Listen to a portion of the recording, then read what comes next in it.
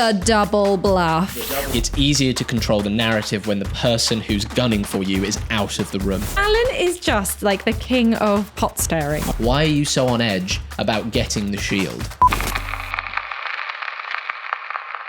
Hi guys, this is Cut to the Take. And today we're talking week 2 Celebrity Traitors. Celebrity Traitors, week 2. We've had some big things happen. Ruth Codd was murdered. Yep. Clare Balding was banished. Yep, gone. We've got Big Dog Theory. Big dog. We've got Jonathan Ross. We've got Jonathan Ross. The double bluff. The double bluff. The triple bluff has been floated around as well. Yeah, and as ever, we've got Alan Carr.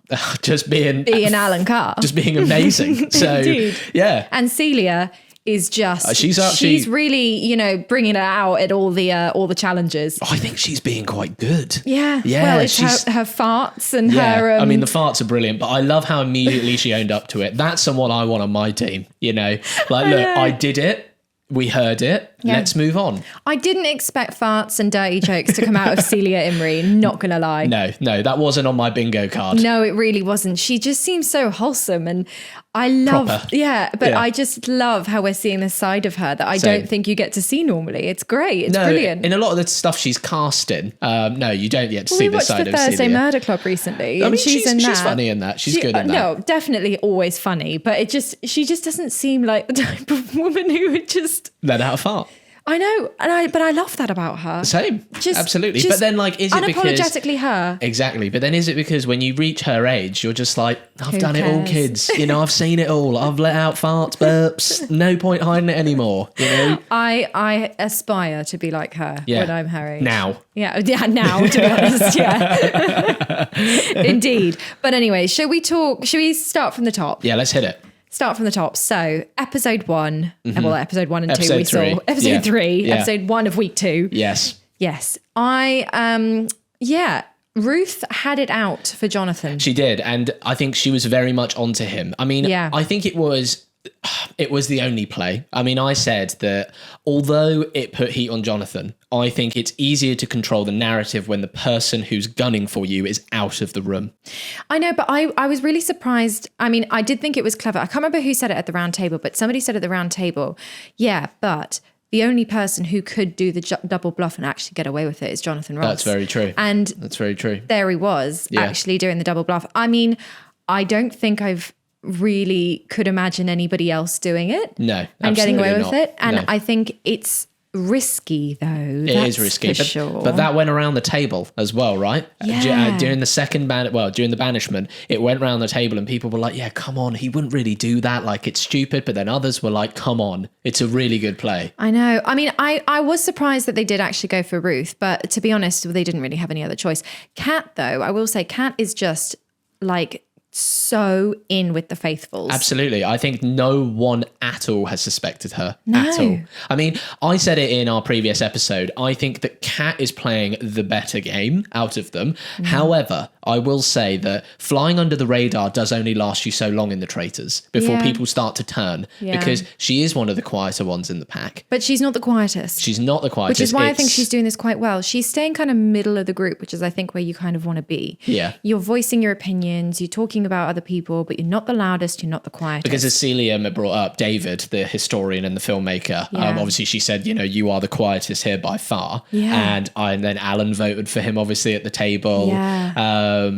So I think obviously his game, she's like in the middle, Kat. She's playing two sides of it very well. Enough where she's not being suspected, but not enough where she is being suspected, basically. Yeah, it's really interesting. I thought it was interesting that they murdered Ruth, but then once they did that, I was like, okay. Do you remember the first season of Traitors before it was Celebrity Traitors? Yep. I can't remember what his name was, but if you remember, everybody kind of turned against him at one point, and then he managed to get through that round table, and somehow everybody was like, okay, you've passed the scrutiny. Yeah. That's kind of when we were watching it, that's kind of what I was saying at the time as well. Like, if Jonathan Ross can get through these next few days, yes, he's no longer he's a all suspect. the way to the end. Yeah, I think so. Yeah. So I think it's going to be interesting. I think he played the round table really very well, as opposed to Claire, right? Who I think played it terribly, even though she is a faithful. I don't know why. Like Jonathan was just, I mean, I think it was Celia or someone said it, you know, you were just so, you felt so honest. Everything you were saying, I really believed it. Whereas with Claire, and I did, I mean, I don't know, obviously those round tables are so long and they cut it down into such condensed moments, but Claire's defense was weak. Not as strong as Jonathan's. Exactly. It was weak. And to be honest, I felt like Claire kind of had a target on her back from day one. The lever thing, which Alan brought up again at breakfast. Like, you know, when you pulled the lever, you know, and she's like, thanks for bringing that up again, you know. Alan is just like the king of pot stirring. I feel like Alan, goes in the room. He's like, you wouldn't believe what they've been saying about you. No, I don't want to get involved. No, I'm gonna leave this one. But yeah, honestly. I know. Yeah, I mean, I do. Yeah, Alan, for me right now, Alan is bringing all the jokes. Yeah. But so is Joe. Joe Wilkinson. What was that one moment? It's where he went, after Ruth left, the morning of, morning after, he went, just can't believe how, you know, like people just disappear all the time in this game. You know, 1 minute they're there, the next minute they're gone. You know, like Ruth was here yesterday. Now she's gone. It's kind of like, quite funny. Absolutely, Joe. That's how the game works. I know. But as I said in the last week's episode when we talked about this, I do think that he is being clever by bringing the comedic element of it. Yeah. And he's also being a little bit middle of the pack. He's starting to pop up a little bit more. I think in a few episodes or so, it's going to be, all right, we're all on Joe. Yeah. But yeah, I just think I also think he has the potential to go all the way to the end. Yeah, absolutely. But, I mean, don't quote me because who knows? I think his like demeanor is just so calm. It's very calm and collected. I feel like if you put the pressure on Joe, he'd just be like, no, you're wrong. I know. Like, should we talk about Stephen Fry? Yes, let's talk Stephen Fry. So obviously he got the shield. Yes, he did. And he was given it. But he was also which I don't think is actually going to play very well for Jonathan. No. He was very keen to get the shield, and I don't know how that's going to play with Stephen. Why do you think that is? I just think he just really big dog theory. But first of all, which is quite a funny name. I know the big dog theory. Yeah. I love how the celebrities as well have obviously positioned the two sort of big broadcast players in there. You know, they've got Jonathan Ross, Stephen Fry. Those are the two big ones. I do think that's who they consider. I know. I do think it's interesting that they've put Stephen Fry up against Jonathan Ross in that big dog theory. I don't know. Is there anybody else in there who you think could be in that category? I don't know. I mean, in terms of like presence in the show, I think Celia could be in there. I mean, not in terms of like her outside stuff. I mean, like Alan Carr.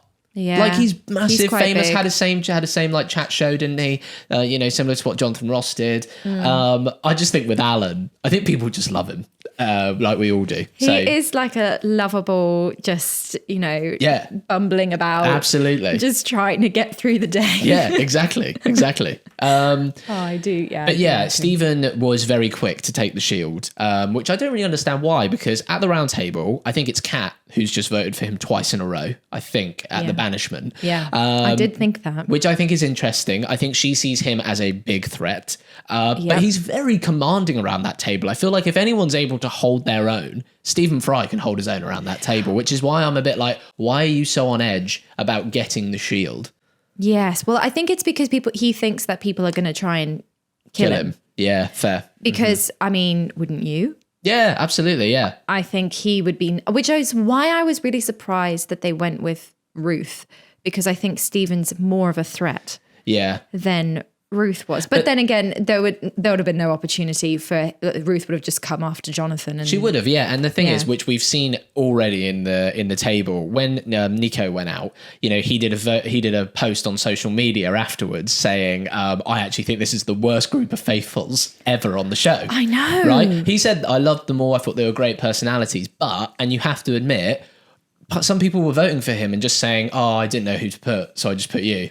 Well, interestingly, which is weird. It's like you have to, which is why I think this is the difference between celebrity version and the normal version, right? Because it's like, but you know, if you don't follow the pack, that's what the Traitors is. It's like you have to think of your own game. You have to play your own game. You have to really think about who you're writing. Don't just say it because someone else is. But I also think that Claire did that. Yes. And she got banished. Ruth did that. And she got murdered. Yeah. Right? So first of all, it seems like, but again, this is the way that the traitor is. It is a social experiment at the end of the day. And if you think what's clever, Jonathan has eliminated everyone he took that initial journey with in that car.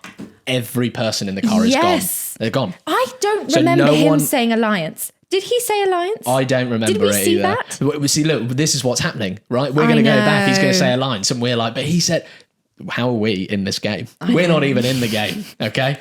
I know. But did you notice at the very end of the banishment when Claudia came back in and was sort of scolding them about how they hadn't basically gotten any... Well, she basically said you have to be smarter. She said, stop being so polite. Yes. And I thought that was a really interesting thing for her to say. First of all, I reckon the producers asked her to say that. Do you think? Well, think about it, right?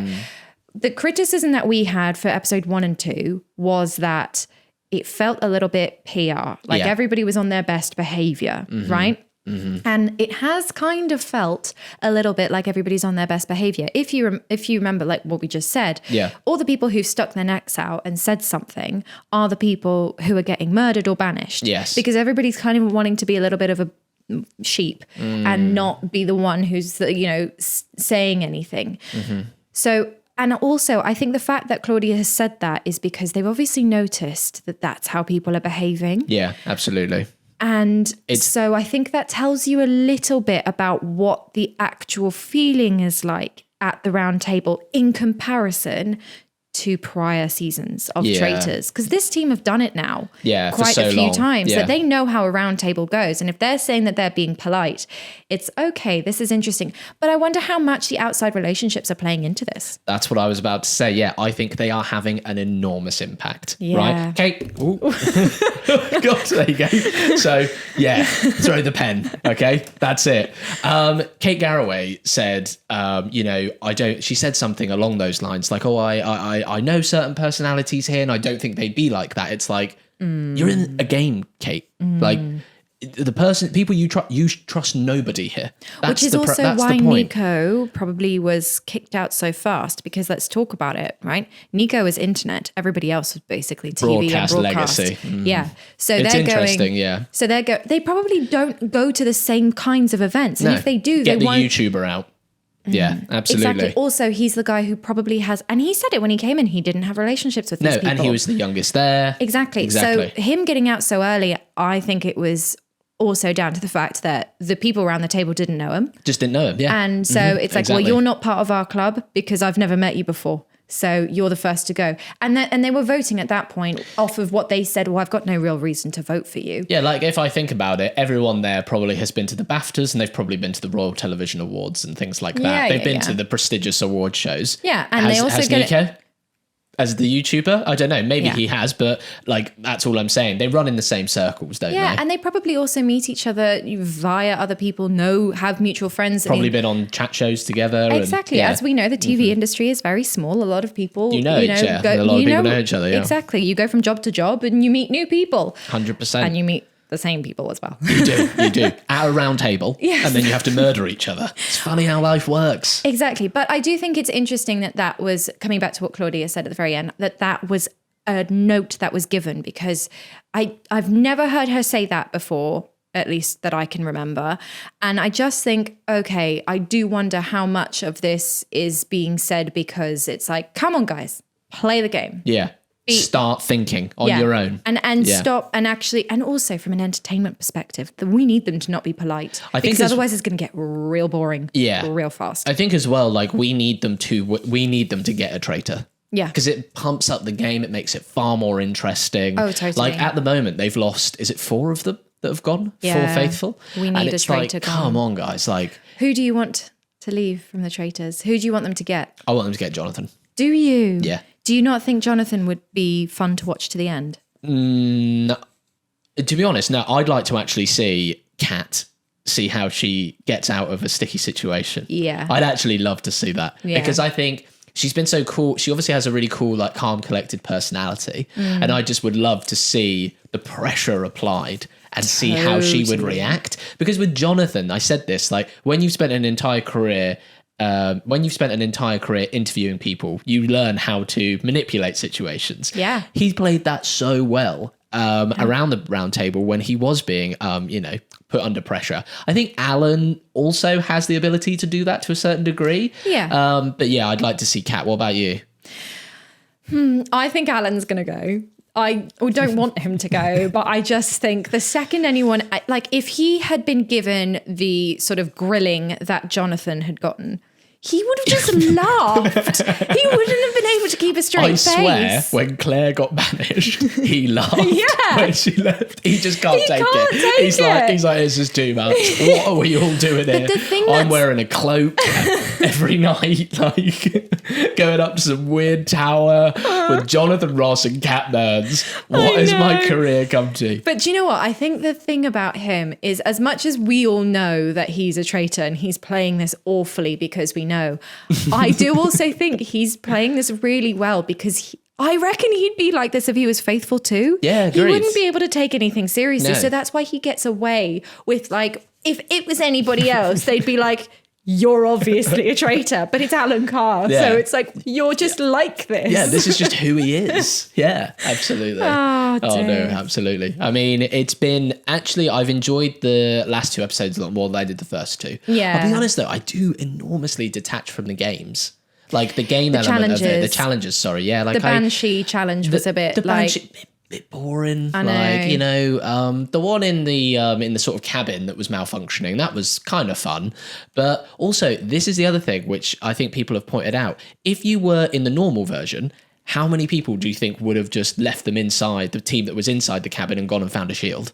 No one did that. They're all working so collectively. Yeah. Like, oh, let's get everyone out, then we get a shield. It's like in the real game of the Traitors, someone's running over to get that shield. But this is what we talked about in last week's episode, right? This is the whole problem with this setup and the way that this is done with the celebrities going to charity. Yeah. You know, the money going to charity. It's not a game for them about the money. It's a game about their profile. It's a game about their PR image. Yeah. And it's a game about just playing the game for the game and being on something fun. Yeah. You know, like that doesn't motivate you to really, which is why they're having a problem with them being so polite. Yes. They need to be motivated by something more than just the game to really get the villains out of these people. I'm hoping that like the longer they're in there, which I've started to see to a degree, the longer they're in there, the more they get into the game. Yeah. Because I think that's why I've enjoyed these last few episodes a little bit more. We're just seeing little nuggets of personality, people not trusting. Like, I think people like Celia is doing very, very, very, very well at, she's providing that lovely, brilliant comic relief, but she's also applying pressure, which I think is really good. Like, we need people like that. Like Ruth was doing. Light and shade. Light and shade. That's it. Light and shade. Like Ruth was doing. Do you know what I mean? We need people like that who are actually going to play the game. Yeah, exact.ly. Well, I did want to hit you with a stat quick about this episode, well, this series. So the first episode of Celebrity Traitors has gotten 11.7 million views. Wow. It is the biggest unscripted episode across the UK market since 2022. Whoa, that's huge. I'm really shocked by that. I thought you would be. But then to be fair, I can't deny the cast is great. Yeah. I can't deny they've got some massive personalities in there. Yeah. And I think as well, I mean, I'm not going to lie, and I think most people would agree, I've really enjoyed having the comedians in there. And you know what? I've really enjoyed that it's 2 episodes a week. Yes, so have I. It feels it's so not an overcommitment. manageable. Yeah, it's not an over, because that's what I find sometimes with shows is that every day, that's so much commitment. And once you're like 3 days behind, you might as well just give up, because who has that? It's like over. You're then having to watch like 4 hours worth of content that you can't. I haven't got time for that. No. Okay, I haven't got time. Okay, I've got to film this. So exactly, we've got a lot to talk about. Got a lot to talk about. You know, I can't talk about that for 4 hours. No. Thanks for being here, guys. If you have enjoyed this, do make sure you go and click on the playlist to watch other Cut to the Takes. If you want to watch the full episode, you can also find that. If you've enjoyed this, please do subscribe, like, leave a comment. It always helps. And we'll see you on the next one.